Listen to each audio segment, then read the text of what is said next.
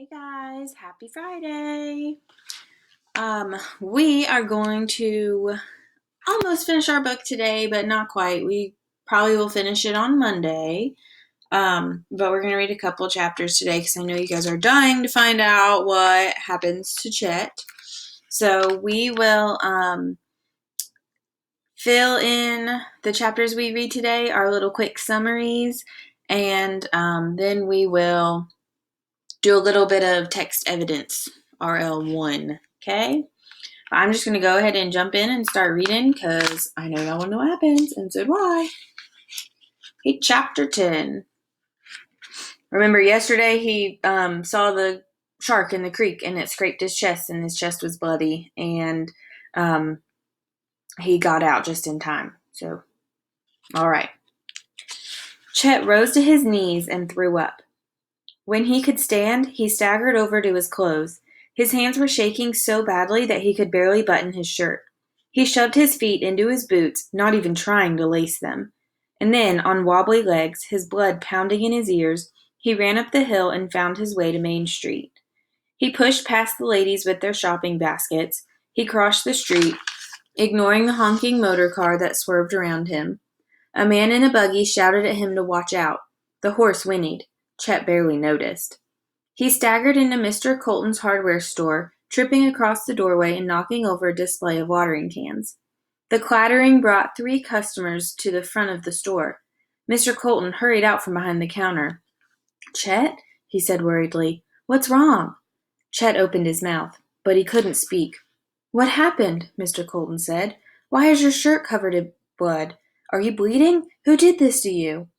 A small group of customers clustered around him, their eyes filled with concern. Finally, Chet got the words out. "A shark." "What?" Mr. Colton said. "A shark," Chet repeated.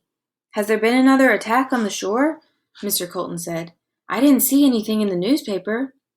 Chet shook his head. "There's a shark in the creek," he said. "I saw it. It crashed into me."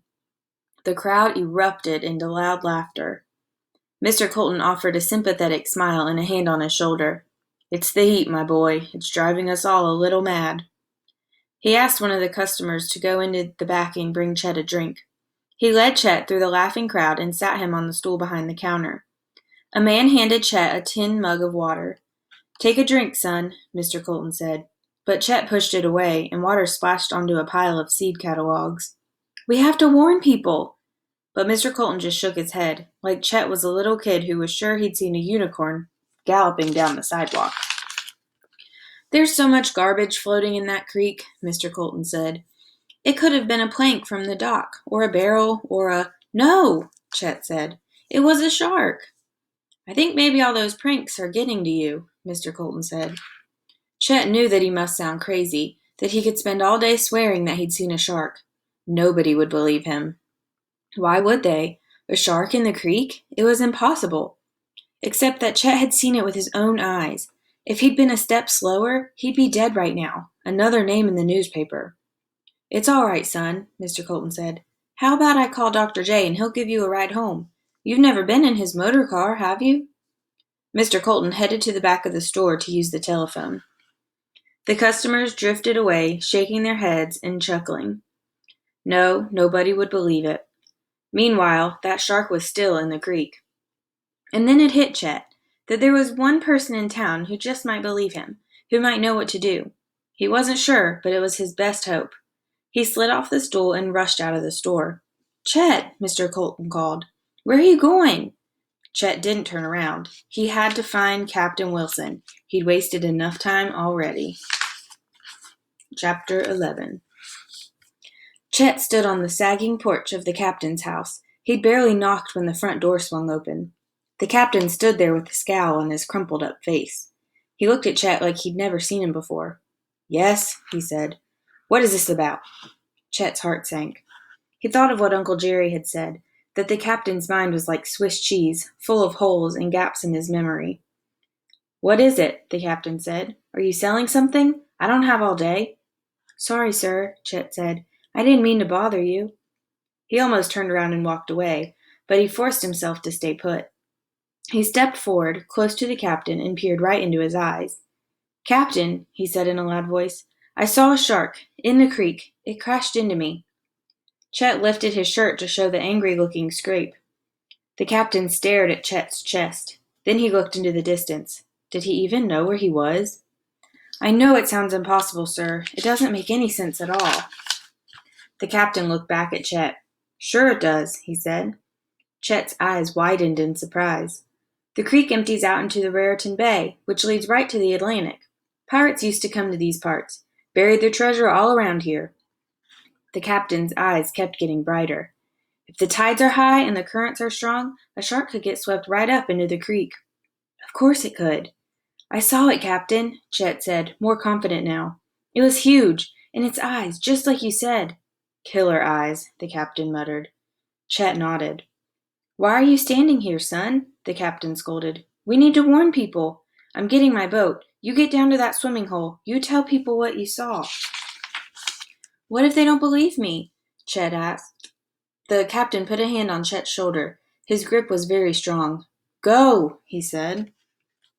So, Chet's got to go warn people. So let's find out if they believe him. Chapter 12. Chet started shouting halfway down the big hill.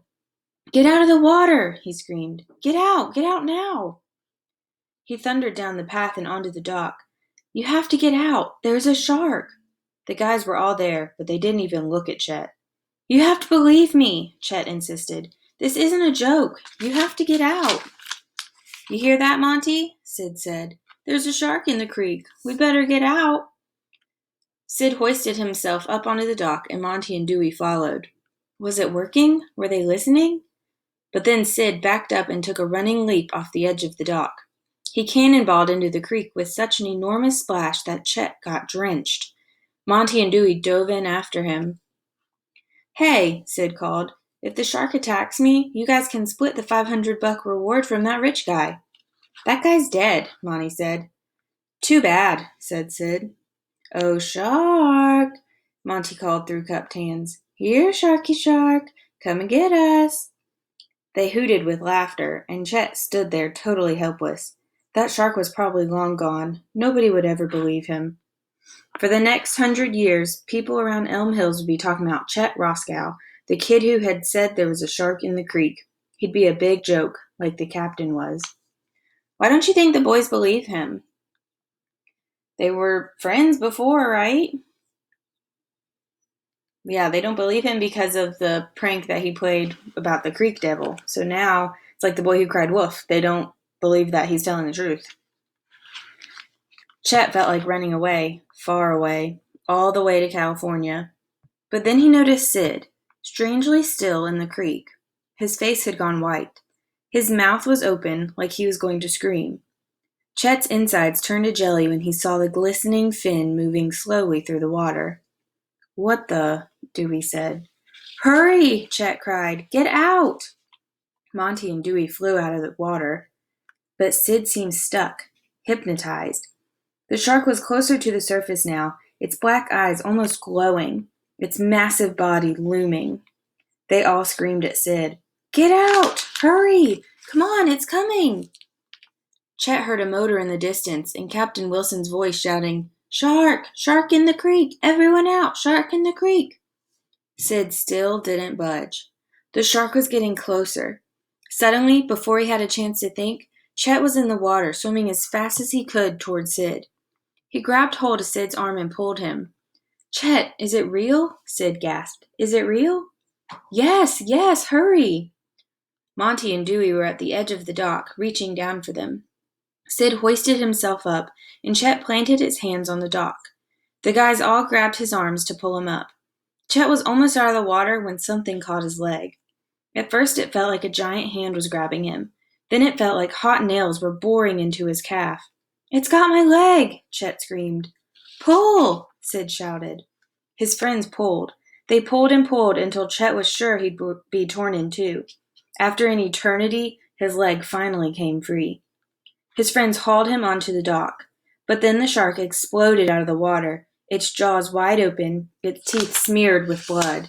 Its gaping mouth was coming right for Chet, and then, bang! A gunshot shattered the air. Time seemed to stop. The next thing Chet knew, he was sitting on the dock. Everything looked foggy, and people seemed to be moving in slow motion.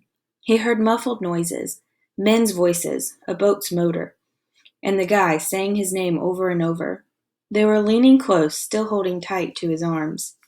Chet looked down and wondered what he was doing in a puddle of ketchup. Hadn't he cleaned that up? Why was the puddle getting bigger? Chet realized it wasn't the ketchup. It was blood pouring from his leg.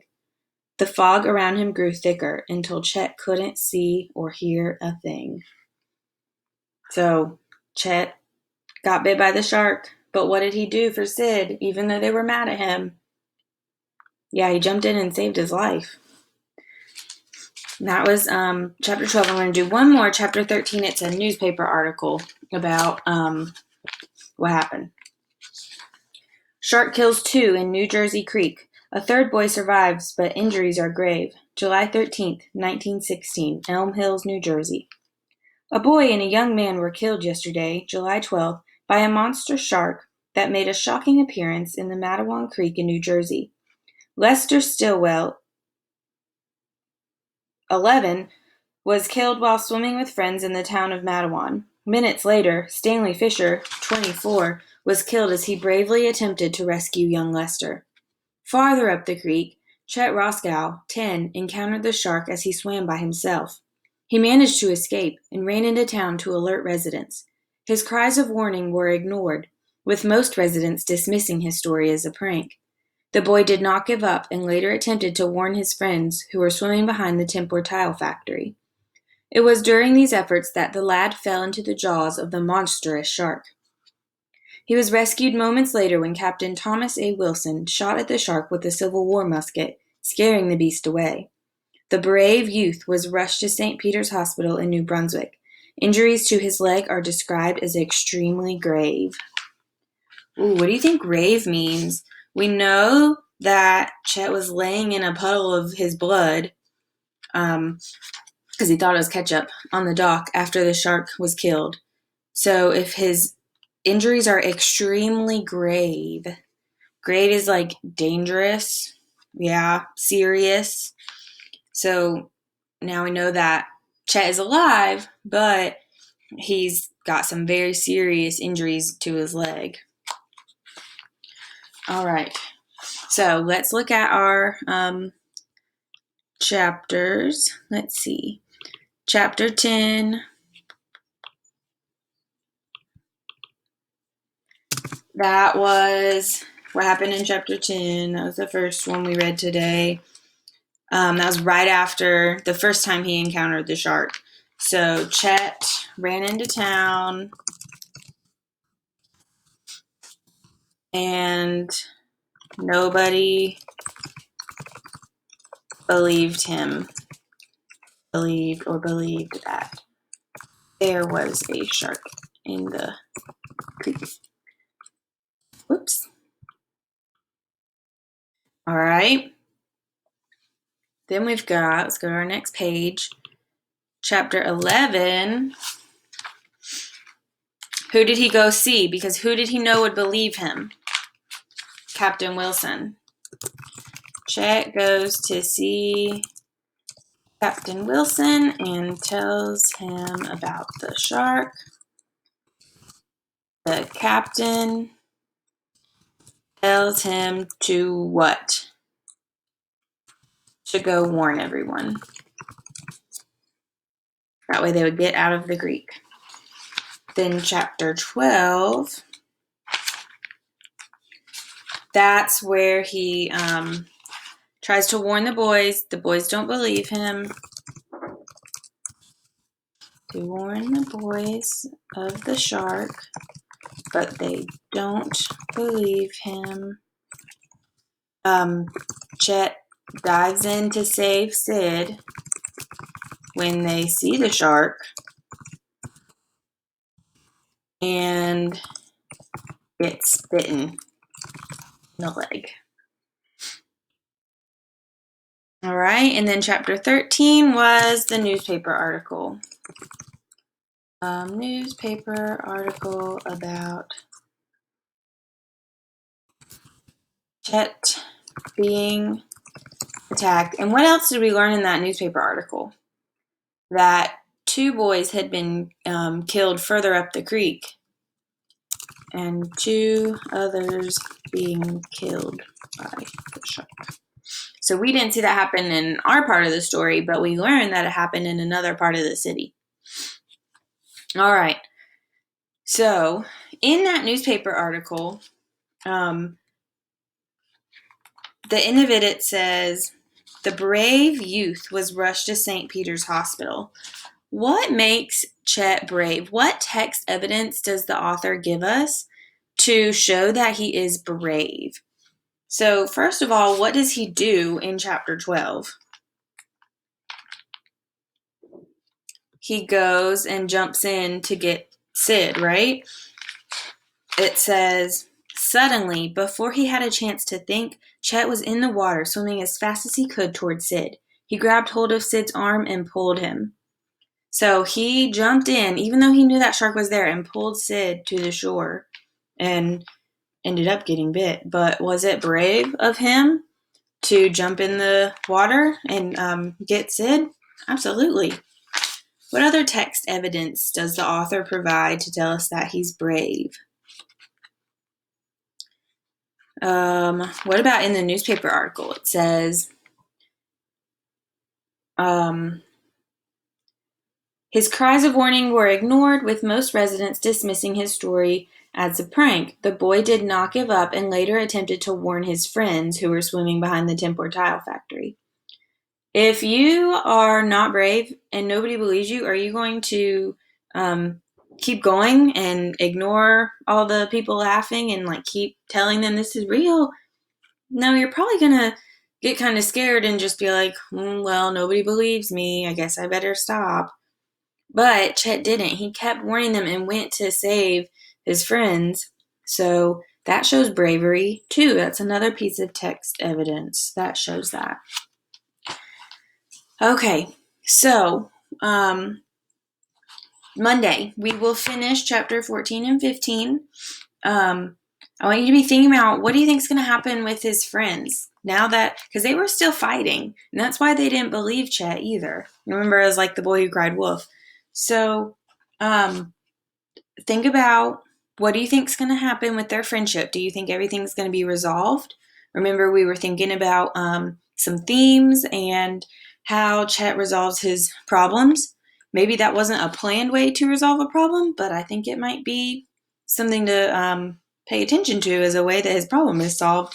We'll have to see what happens with Chet and his leg and what happens with his friends. Okay? All right, guys. See you Monday. Have a great weekend.